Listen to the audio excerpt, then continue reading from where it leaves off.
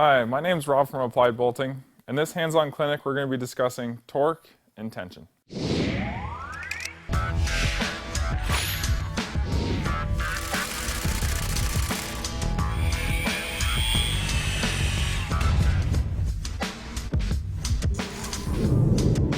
What is torque and tension?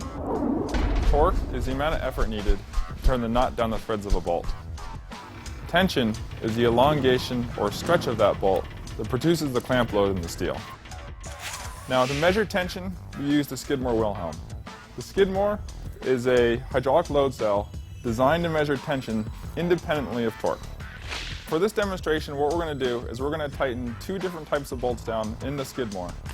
A fresh from the keg 7/8 A325 bolt, as well as that same size bolt, but in job site condition. It has a little bit of rust to it, a little dry.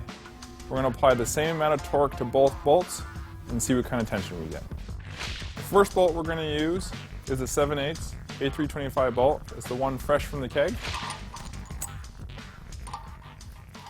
Now, minimum tension for this bolt is 39,000 pounds.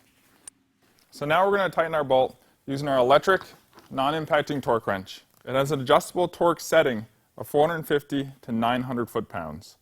When the dialed amount of torque is sensed by the gun, it automatically shuts off. In this case, we're going to set our gun to 450 foot-pounds.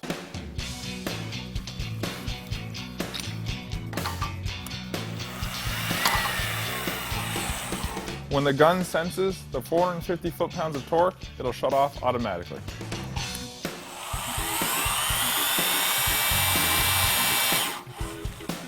So we've got a tension of about 53,000 pounds. We're well above our 39,000 pound minimum, so this is a nice tight bolt.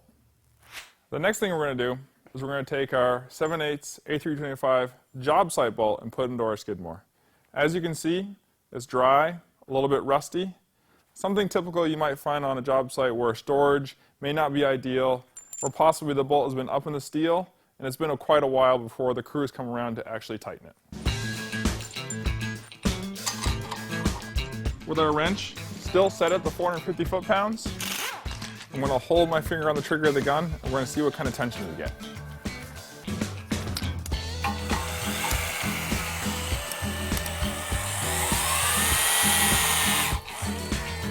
I'll bump it one more time just to be sure. We have a tension of about 15,000 pounds, so we're not even close to our minimum of 39,000 pounds, which we're shooting for. So there's two things we could do here. The first being increase the torque setting on our gun, or we can lube the bolt assembly. In this case, we're going to lube it. As you can see, the tension of the job site bolt is much lower than the bolt we pulled straight from the keg. With a dry bolt assembly, most of the torque is used up overcoming the friction caused by the rust.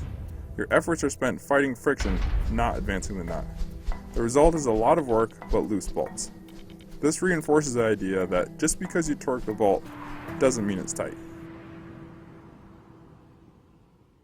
So the first thing we're going to lube is the washer face of the nut. About 40 to 50% of our torque is used up between the nut and the washer contact. Another 40 to 50% of our torque is used up between the threads of the nut and the threads of the bolt.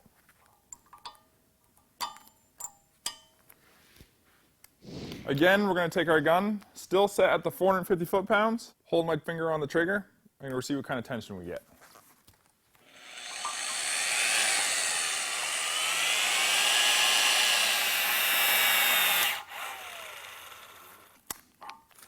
We got about 48,000 pounds of tension. We're above our 39,000 pounds, which is the minimum. By lubing the washer face of the nut and by lubing the threads of the bolt, we're able to more than double our load. As you can see from this demonstration, torque is not a reliable means of measuring bolt tension. We tightened two bolts and achieved three different loads because of the varying degrees of condition of those bolts. The first bolt we used was the 7/8 A325 bolt, fresh from the keg, still had a little lube left on it from the manufacturer. The lube is water soluble, so if it's not stored properly, similar to that rusty job site bolt we saw, it'll be hard for it to get up to that minimum tension of 39,000 pounds that we're looking for. So it's very important. By lubing your assemblies, you can easily get it north of 39,000 pounds, and by storing your assemblies correctly, you're easily going to get a properly tensioned bolt.